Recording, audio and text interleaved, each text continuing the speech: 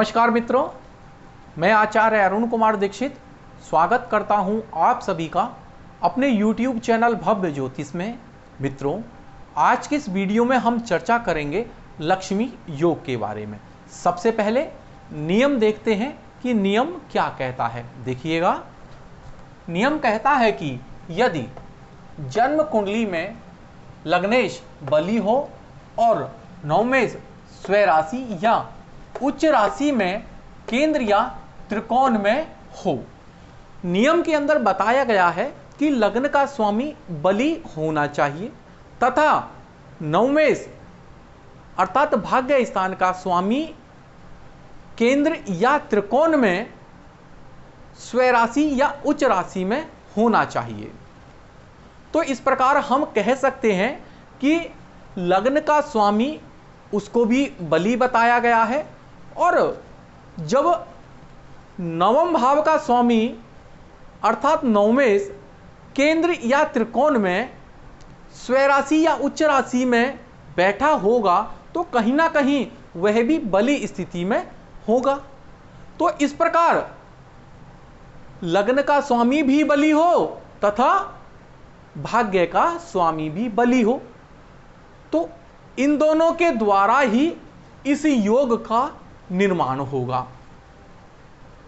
सबसे पहले इस योग के फलों को देख लेते हैं। देखिएगा, फल: व्यक्ति धनवान, जीवन में सुख सुविधाएं भोगने वाला भाग्यशाली व्यक्ति होता है। जिसकी भी कुंडली में लग्न का स्वामी बली हो और भाग्येश केंद्र या त्रिकोण में स्वराशि या उच्च राशि में होगा तो व्यक्ति के पास में धन होगा, सुख सुविधाएं जीवन में उसको प्राप्त होंगी। आपने बहुत से धन योगों में देखा होगा कि वहां पर लग्नेश का संबंध धनेश से बताया जाता है, या फिर लग्नेश का संबंध लाभेश से बताया जाता है, या फिर लग्नेश का संबंध धनेश तथा लाभेश दोनों से बताया जाता है। परंतु यहां पर आप विशेष रूप से देखेंगे कि लग्नेश तथा भाग्येश को लिया गया है। इस नियम में लग्नेश की बली स्थिति को बताया गया है तथा कहीं ना कहीं भाग्येश की भी बली स्थिति की तरफ संकेत किया गया है। कहीं ना कहीं भाग्य के द्वारा व्यक्ति धन प्राप्त करता है और उसके जीवन में लक्ष्मी योग का निर्माण होता है। लक्ष्मी योग से हम धन की तरफ देखते हैं। तो देखेंगे, इस नियम को एक कुंडली के द्वारा समझते हैं, फिर हम उदाहरण कुंडली लेंगे। सबसे पहले देखिएगा कि जन्म कुंडली में लग्नेश बली होना चाहिए। सबसे पहले हमें लग्नेश को पता होना चाहिए। यह लग्न भाव है और जो राशि लग्न भाव में होगी उस राशि का स्वामी लग्न का स्वामी अर्थात लग्नेश कहलाता है। और लग्नेश अगर कुंडली में अपनी राशि में बैठा हो, उच्च राशि में बैठा हो, या फिर केंद्र या त्रिकोण में अपनी राशि या फिर उच्च राशि में बैठा हो, शुभ प्रभाव में हो, तो इस प्रकार लग्नेश बली हो जाता है। उसके बाद बताया गया है कि जो नवमेश है वह भी स्वराशि या उच्च राशि में केंद्र या त्रिकोण में होना चाहिए। तो यह होता है नवम भाव, और नवम भाव में जो राशि होगी उसका स्वामी कहलाता है नवमेश। और नवम भाव को भाग्य भाव भी कहा जाता है। सबसे पहले जानते हैं कि कुंडली में केंद्र और त्रिकोण भाव कौन कौन से होते हैं। देखिएगा, 1, 4, 7, 10, पहला, चौथा, 7वां, 10वां, यह होते हैं केंद्र भाव। उसके बाद त्रिकोण भाव को देखते हैं, पहला, 5वां, 9वां, यह होते हैं त्रिकोण भाव।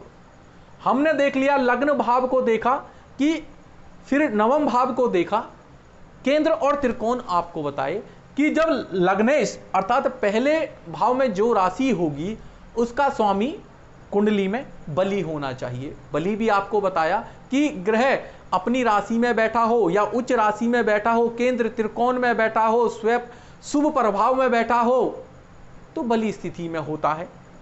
और वहीं कि नवम भाव का स्वामी बताया गया है कि केंद्र में, केंद्र कौन से? नवम भाव का स्वामी, अर्थात जो राशि नवम भाव में होगी उसका स्वामी 1, 4, 7, 10 इनमें से किसी भाव में बैठा हो, या फिर नवम भाव का स्वामी पहले भाव या फिर 5वें भाव या फिर नवम भाव, इनमें से किसी भाव में अपनी राशि या उच्च राशि में होना चाहिए, तो लक्ष्मी योग का निर्माण होता है। लक्ष्मी योग से व्यक्ति धनवान बनता है। तो उदाहरण कुंडली एक बार देख लेते हैं और अपने नियम को लगाते हैं। यह मिस्टर विल गेट्स की कुंडली है। आप देखेंगे सबसे पहले कुंडली में लग्न भाव के स्वामी की स्थिति को देखते हैं। यहां पर यह लग्न भाव है और लग्न में मिथुन राशि है, 3 नंबर राशि है। मिथुन राशि के स्वामी बनते हैं बुध महाराज। तो कुंडली में बुध महाराज की स्थिति को देखते हैं। यहां पर देखिए बुध महाराज, बुध महाराज चौथे भाव अर्थात केंद्र भाव में स्व राशि के होके बैठे हैं, क्योंकि बुध महाराज की 2 राशियां हैं, मिथुन तथा कन्या। तो बुध महाराज यहां पर कन्या राशि स्व राशि में बैठे हैं और केंद्र स्थान में बैठे हैं, एक बली स्थिति में बैठे हैं।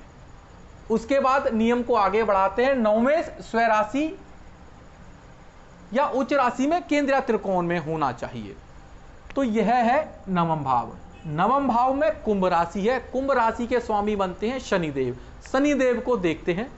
शनि महाराज को देखिएगा, यहां पर पंचम स्थान में शनि महाराज उच्च के होके बैठे हैं। तुला राशि में शनि महाराज उच्च के होते हैं और जो पंचम स्थान है वह त्रिकोण स्थान है। तो नवम भाव के स्वामी नवमेश त्रिकोण में उच्च राशि में बैठे हैं। तो यह नियम इस कुंडली में लगता है और आप देखेंगे कि मिस्टर बिल गेट्स एक धनवान व्यक्ति हैं, जीवन की सुख सुविधाएं उनके पास में हैं। इस योग में विशेष रूप से जो लग्न के स्वामी की स्थिति तथा भाग्य के जो स्वामी की स्थिति अर्थात नवमेश या उनको भाग्येश कुछ भी बोलिएगा, क्योंकि जो नवम भाव है वह भाग्य स्थान भी कहते हैं। तो लग्नेश तथा भाग्येश दोनों की प्रबल स्थिति को बताया गया है कि अगर कुंडली में लग्नेश की स्थिति भी अच्छी है, बली है, सुप्रभाव में है, वहीं नवमेश भी केंद्र या त्रिकोण में स्वराशि या उच्च राशि में बैठे हैं, तो लक्ष्मी योग का निर्माण होगा और व्यक्ति जीवन में धनवान बनेगा। आशा करता हूं कि दोस्तों यह नियम आपको समझ में आया होगा, वीडियो आपको अच्छी लगी होगी। अगर आपको वीडियो अच्छी लगी हो तो प्लीज़ इसको लाइक करें, शेयर करें और मेरे चैनल भव्य ज्योतिष को सब्सक्राइब करें। धन्यवाद।